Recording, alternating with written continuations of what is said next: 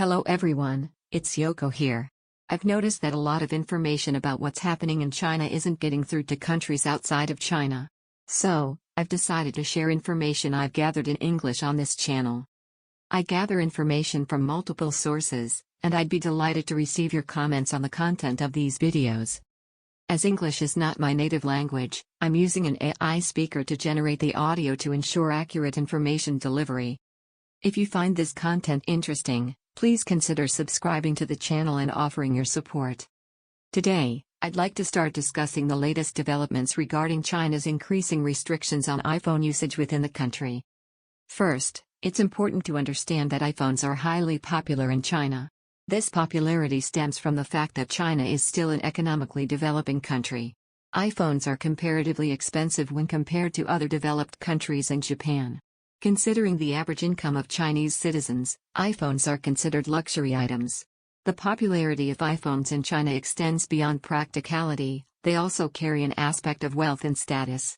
Owning expensive items like the iPhone is seen as a status symbol and has cultural implications. This cultural trend, along with the presence of Chinese-made smartphones, makes the iPhone very appealing in China. Even among members of the Chinese Communist Party, iPhones are favored. While under the leadership of Xi Jinping, the current head of the Chinese Communist Party, China may be promoting itself as a great nation. Within the Communist Party, it is believed that owning an iPhone is a matter of personal pride. This has resulted in a situation where affluent individuals, including those within the party, prefer iPhones. Now, China has begun restricting the usage of iPhones as a tactic to exert pressure on the United States. China's strategy is that by limiting the use of iPhones within its borders, it can harm Apple, causing a drop in its stock price and having an economic impact on the United States. They hope that this will lead to voices within the United States advocating for a more lenient approach towards China. However, this situation can be seen as a form of a chicken game. Pressuring Apple will also cause problems within China.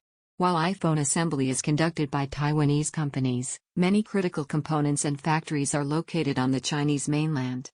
Furthermore, the production of Apple products is a significant economic pillar in Henan province.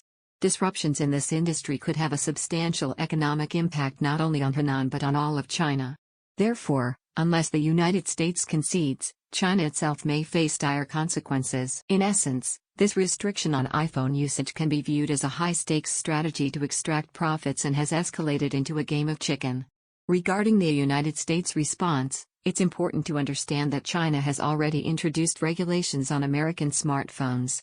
Therefore, retaliatory measures by China to limit iPhone usage are within expectations. The United States has already imposed various regulations on China, and ultimately, China may exert pressure on American products. During the Trump era, actions were taken, such as refusing to import grain to inconvenience Trump supporters. For example, they refrained from buying wine, meat, and mineral resources from Australia.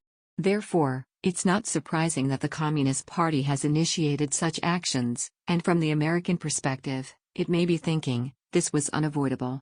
So, I don't expect the American stance to change quickly. The Xi Jinping administration seems to be digging a new trap.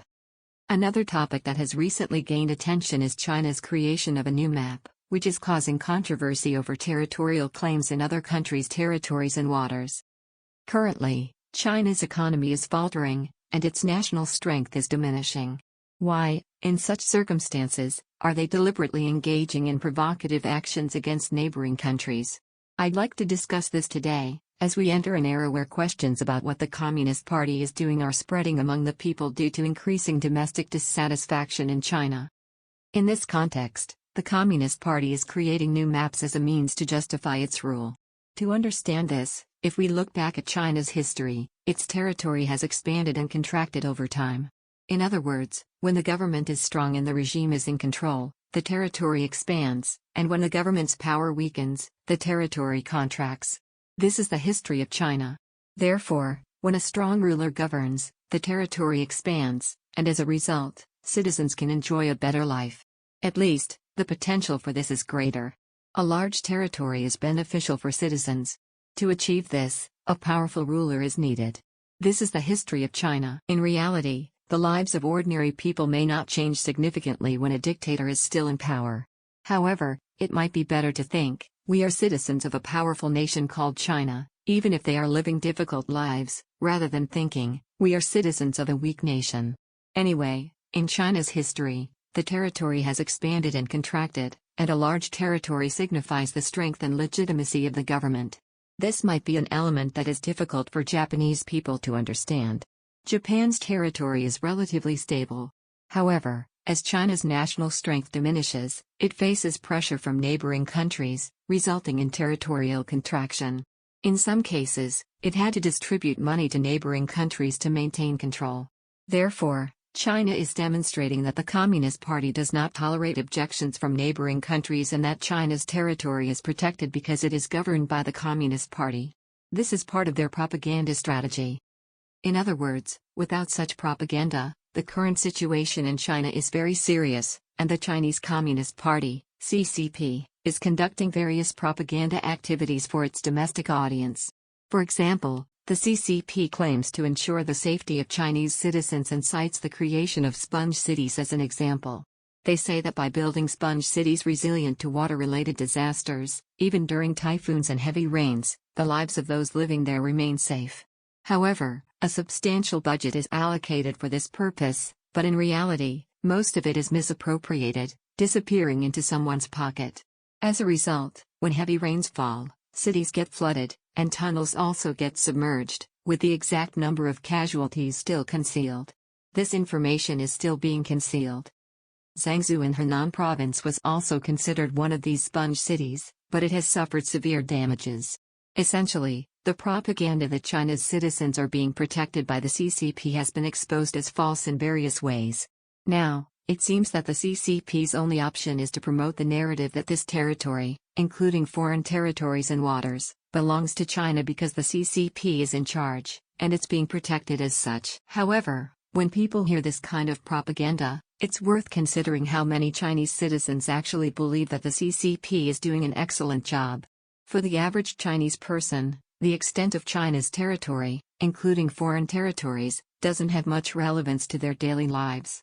Whether the entire Chinese territory is under the CCP's control or not, it doesn't seem to significantly impact their day-to-day existence.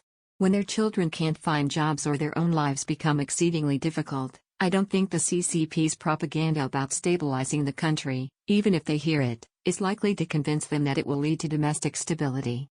In the end, people might start asking questions like, what is the CCP doing? Or perhaps even more specifically, what is Xi Jinping doing? And it wouldn't be surprising at all. As it goes in that direction, the potential for power struggles within the Chinese Communist Party itself increases. What Xi Jinping is probably afraid of is exactly that. In short, as domestic discontent grows in China, it might turn into a situation where people say, this dissatisfaction is due to Xi Jinping's mismanagement, and it's not his fault. There's a possibility that new forces could rise to replace Xi Jinping. To prevent this, it seems the current Xi Jinping administration is employing various strategies. That's where I'll conclude this discussion for today. Until next time in the next video.